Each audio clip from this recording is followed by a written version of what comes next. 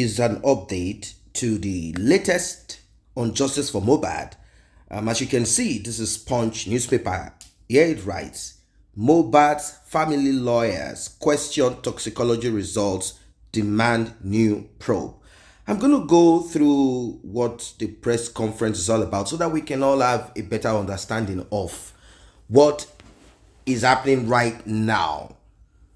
Press conference by the Aloba family legal team held on Monday, 17 June 2024. Inconclusive toxicology test results on the late AUT0PŽY Imole Aloba are unacceptable. The family demands comprehensive investigation. We, the legal representatives of the Aloba family, express our profound dissatisfaction and disappointment with the recent announcement regarding the toxicology test results of the late AUT0PŽY Imole Aloba, which have been declared inconclusive by the pathologists. This outcome is entirely unacceptable to us and the Aloba family and raises serious concerns about the integrity and thoroughness of the investigation by the police and the medical team into the untimely demise of their beloved son, brother, and friend. The Aloba family and indeed the whole world demand to know where the toxicology test was carried out, as this has impugned the integrity. Following the news report in the Punch newspaper of 31st of May 2024 titled US Lab Denies Conducting Poison Tests on Mohbad and the silence that followed from the government, a review of the toxicology test must be necessary. The legal team wonders how the letterhead and the address of the National Medical Services Laboratories in Pennsylvania, USA, appeared on the toxicology test report if the test was not truly carried out in the United States of America. The legal team is puzzled more given the discrepancies in the response given by the NMS laboratories ascribing the test to another sister laboratory. The conflict of interest that borders on professional integrity.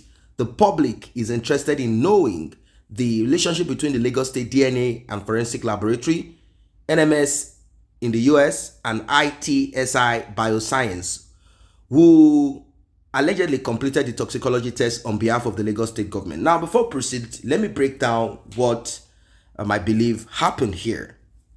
So, the head of Lagos State DNA and Forensic Laboratory is said, allegedly, to be the CEO of AUT0PŽY Biosciences, maybe situated somewhere in the United States.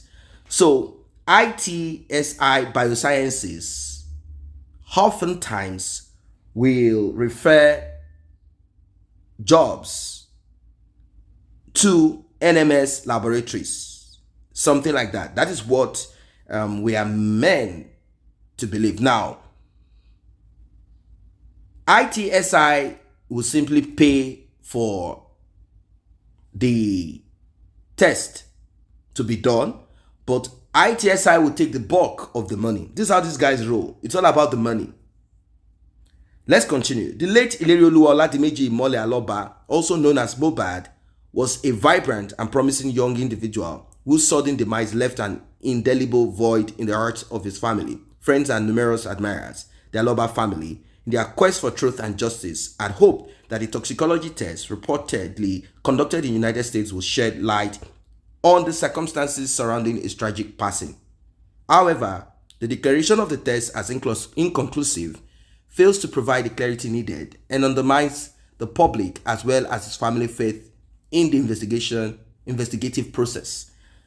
In light of this development, the Aloba family is compelled to denounce the inconclusive toxicology test results and put forth the following demands and positions. Before we go into that, I want you guys to understand again that there is a big, huge possibility that NMS did not know that the sample is for AUT0PŽY Aloba. That's one. A sample with a serial number could have been sent to them. Then also, there's also a big possibility that it was conducted in that other laboratory, not NMS, but maybe one NMS staff is part of it. Or they decided to do like, they said, oh, it was finalized, meaning some part of it was done at the other laboratory and the other part was done at the other laboratory. Do you guys understand what's happening? But how come everything that they did from one laboratory to the other, partly done here, incomplete here, how come we do not have any reasonable result? Okay, let us look at the demand and position of the Alobas. They are requesting for an independent re-examination of the toxicology samples by a reputable and internationally recognized forensic laboratory, and that this re-examination will be conducted with the utmost transparency and adherence to the highest standards of forensic science. 2, comprehensive review of procedures. A thorough review of the procedures and protocols followed during the initial toxicology tests is imperative. They want to know the assessment of chain of custody, handling, and analysis of the samples to ensure no procedural lapses or contamination. Collaboration with international experts. Their participation will help restore confidence in the findings and ensure that all possible avenues are explored. Full disclosure. The Aloba family demands full disclosure of all findings, reports related to the toxicology. They don't want someone who will now come and say, I'm the representative of Lagos State Forensic, blah, blah, blah. I'm a pathologist. And then they will give you a summary of the toxicology report, removing. I think that's what happened. They simply removed what they needed to remove so that they can cover up. And why? Swift and decisive action. Time is of the essence in this matter. We call upon relevant authorities to expedite the re-examination process and ensure the family receive definitive answers without undue delay. Of course, there is a lot of delay. They do not want to get this done. The Nigerian police has done enough in this case. The investigation so far conducted does not show the thoroughness and professionalism expected in a RIP case of this nature. We call on the Inspector General of Police to personally intervene in this investigation and bring the perpetrators to book. The Aloba family remains steadfast in their pursuit of truth and justice for Ilerioluwa. They deserve clear, definitive answers regarding the cause of his demise, and it is the responsibility of the investigative bodies to provide them with such clarity. The current inconclusive results only serve to prolong their agony and uncertainty, which is both unfair and unjust. Considering the coroner inquest, we appeal to the presiding magistrate to ensure that an independent toxicology report is submitted to the coroner's court before submitting the final report to the authorities. Presently, we have an application before the coroner court seeking approval to conduct an independent autopsy and toxicology test. We call on the presiding magistrate in the matter to expedite a hearing on the independent autopsy and toxicology application. That is the only way justice can be served in this case.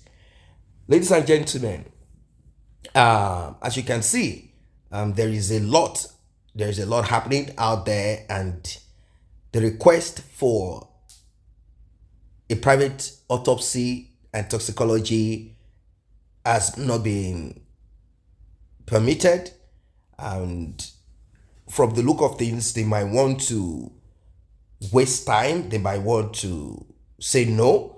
They do not want whoever it is or whatever agency to be looked upon as incapable.